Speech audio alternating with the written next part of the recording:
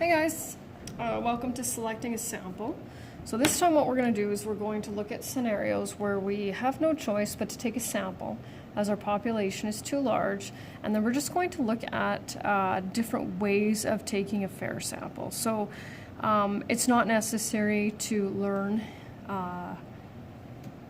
the different types, just to recognize how fair it would be. So our population for all of these scenarios are going to be grade 9 students at CCI, and I'm trying to think of how many. I know there's fewer this year. There are 5 sections, so I'm just going to estimate here because I don't totally know. I'm going to say there's about 120. That's what I'm going to say.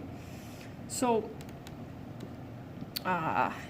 possibilities are, and you can see that I've got the definitions there: simple, random, convenience, systematic, self-selected, and cluster sampling. So when it comes to simple random sampling, that means each member of the population has an equal chance of being selected. So what that would mean is that the name of each student would be put in a hat, and however many we needed, so let's say 20, would be drawn. So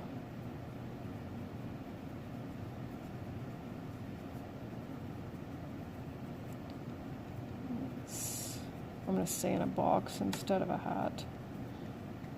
And 20 names are drawn.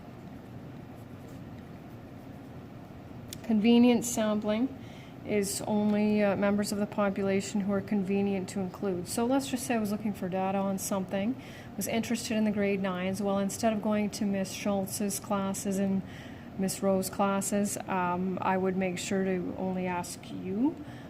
Just because obviously you're a lot more convenient than to go all the way to the basement, right? So it would be all students, all my students from periods 1 and 3.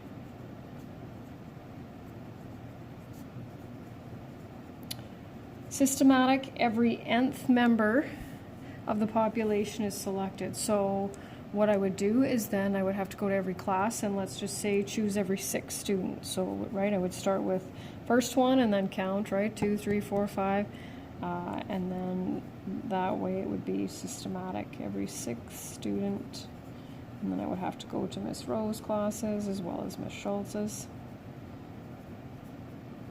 Self-selected, of course, and oftentimes we want to make sure that, you know, if you have an opinion on something, that you're given an opportunity. So you would volunteer, right? So 20 students volunteer.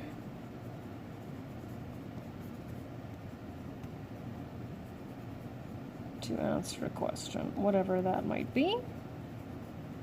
And cluster sampling is CCI has 5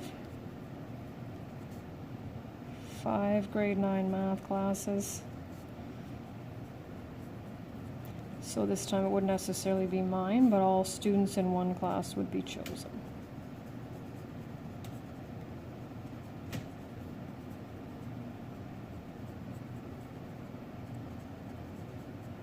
There we go. And I'm going to read this one too because I know you can't see. The SLC wants to find out if the students would like the concession to serve specific meals every day of the week. So Monday would be soup and subs, Tuesday would be taco salad, Wednesday would be who knows. Explain whether each sample is appropriate. So just whether it's fair, that's what we're looking for. So every student's name is put into a box and 100 names are selected randomly. And this is usually where students will say, well, yeah, that's totally fair. Everybody's got an equal chance of being selected. And I shake my head and I go, yeah, no. What's our population? Who is our population? We're looking to see if students would like the concession to serve specific meals. Who or which people represent our population? Well, students and staff, let's say, who eat regularly at the concession. And this is where I would say to you, you know, hands up if you eat there at least once a week, etc., right? So no, as if you just randomly pick 100, it may not represent people who eat at the concession, right? Represent the population.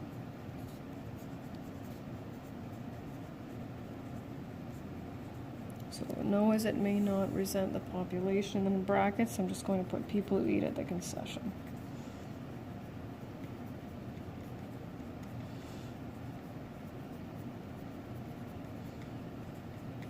Every 5th person entering the school is selected.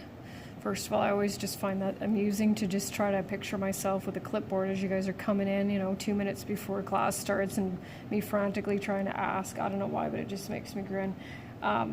First of all, that would bad timing, but that's not what we're looking at. Are we still going to represent the population if we ask every 5th person?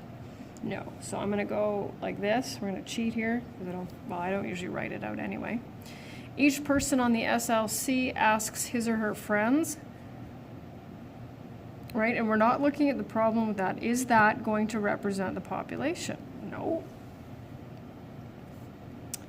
And then last, but not least on this one, number 4, an announcement is made asking anyone who wishes to participate to fill in a ballot. And that's where students go, well, yeah, because then you're dealing with people who want to participate. And I just kind of smile, especially with period 1.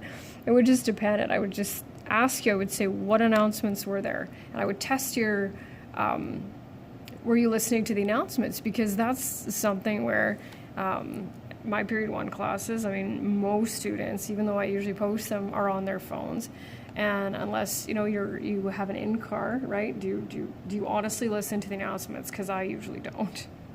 So I usually go, no, because, except the reasoning for this one, no, because many people don't listen to the announcement. So who's going to know, right? And if the ballot, let's just say, is in the office, like, you've got to make an extra effort to get there to fill one out, right?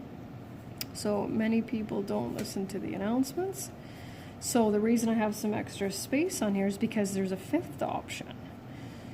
So what would be a good idea? And this is again where I knew I was going to struggle with this, because I just need your feedback for this, as opposed to me just directly giving you the answer instead of trying to pull it out of you. So what would be a good way to deal with the population that we're interested in, which is people who eat at the concession, right? Well, where should we put the survey? Let's just think about that.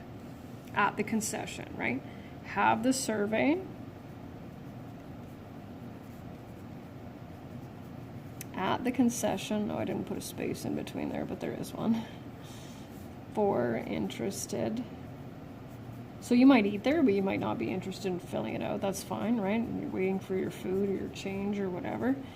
Of the population to fill out. I don't know if you can see that. And then underneath that, I usually write brilliant. There we go.